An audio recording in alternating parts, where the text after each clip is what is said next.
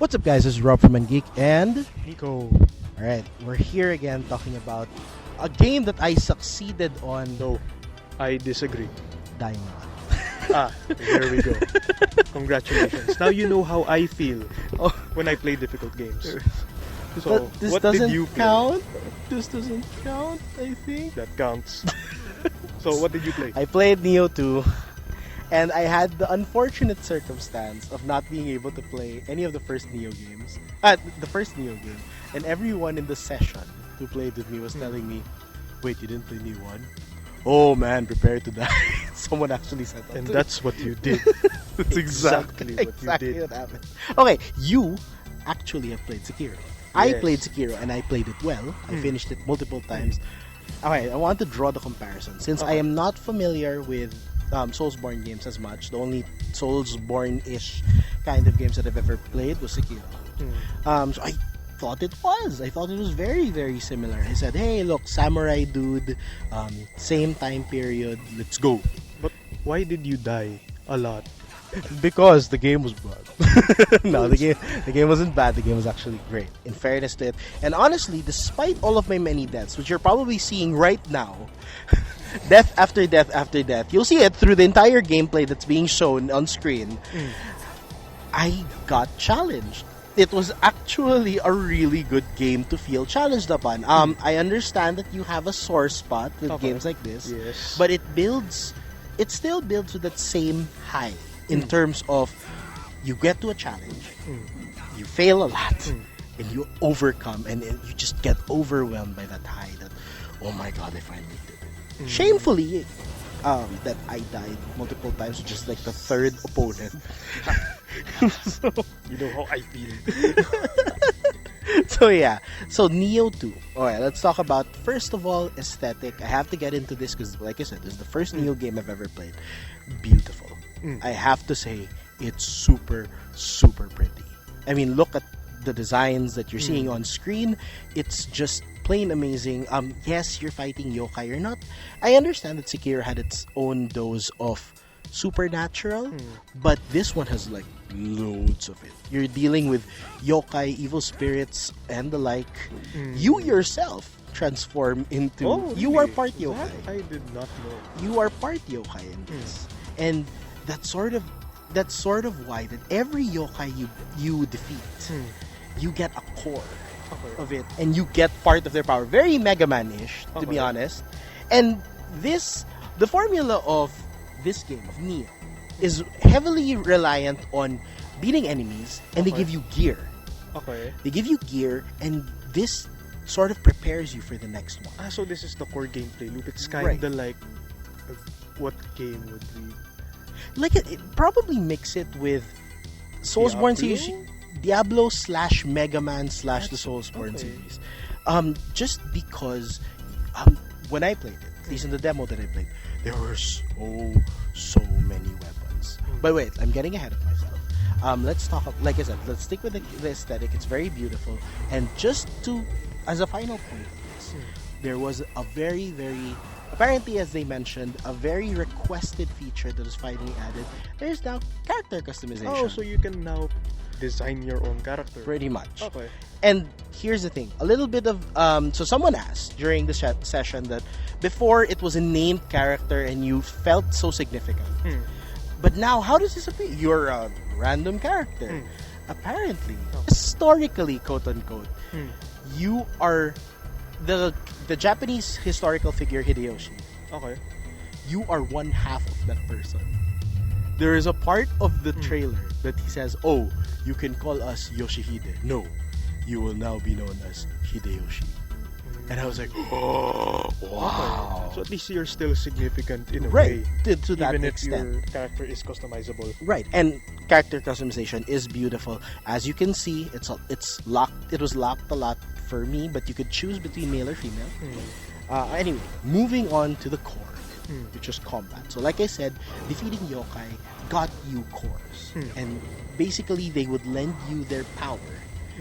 You had a meter. For like yokai abilities, so to say. And there were just so many weapons. So you played Sekiro. Yeah. You had a sword. and a little bit of like other side Other weapons. tools, I guess. Right. Yeah. This one you have double axes. Mm. You have I forgot the name for it, but it's like a sickle and a chain. Okay. Wait, so do these different weapons affect gameplay? Yes, they Really? do. It's various combo systems. So the battle works with a combo system wherein you press like I think square, triangle, that kind of gameplay. And the weird thing about it, which I really had to get used to, was the fact that when you attack, there was you would get surrounded by a blue aura, and once you see that, you're supposed to press a button to reload your stamina. What? So imagine reloading it's like reloading a gun.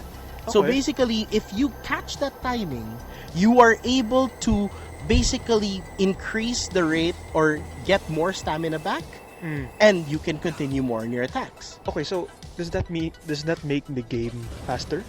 Or A mix. I have seen people play, and they were like just going really ham on everything. However, I have seen there is a huge penalty on losing all of your stamina. If you remember Sekiro, and you lost your stamina, you just basically didn't get to do any big moves.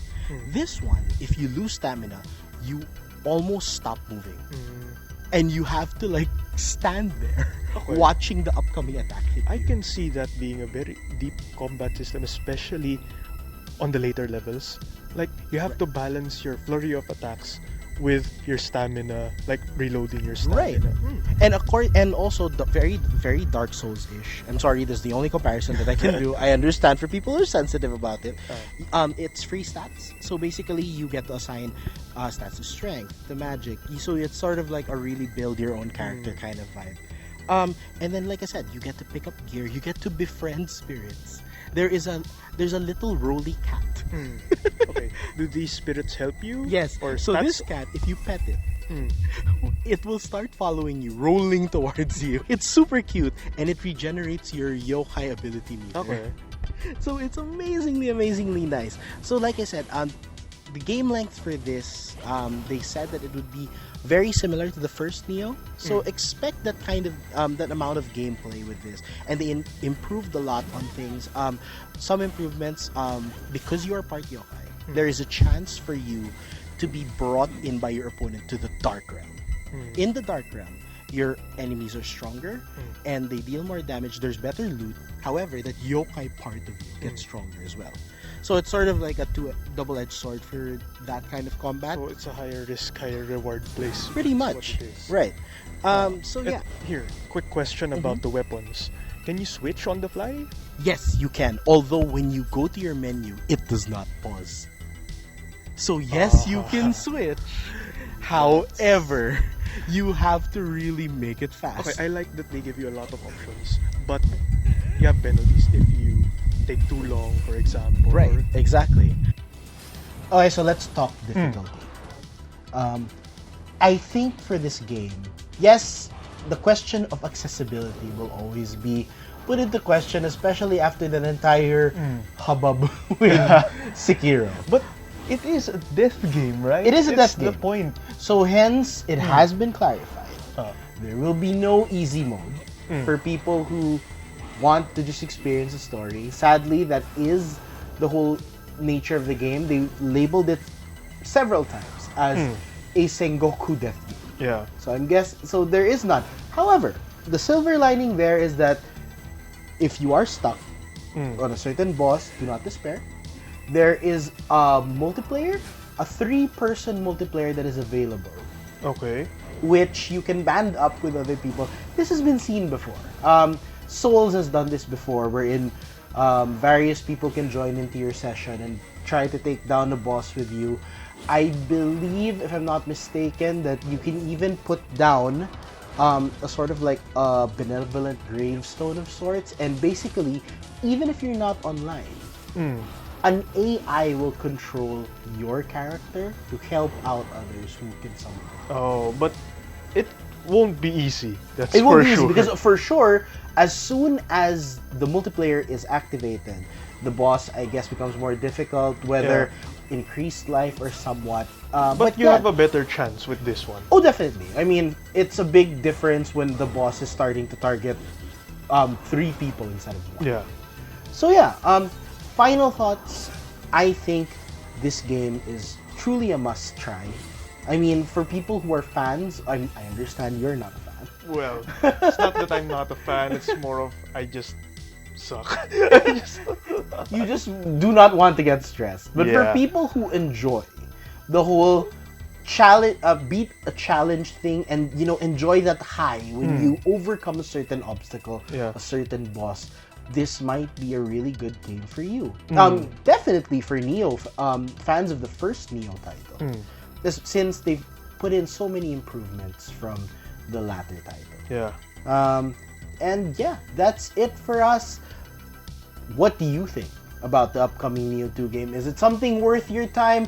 Do you want to try it? Is it something that you think you will beat easily, hardly, or not at all? Alright, that's all for us this time. This has been Rob from Ungeek. And Nico, Alright, we're gonna sign off for now. Please like, share, and subscribe for all of our juicy good content from Tokyo Game Show. We're trying to out as much of the TGS goodness so that you are kept updated. Alright, till next time, boys and girls. Keep on gaming.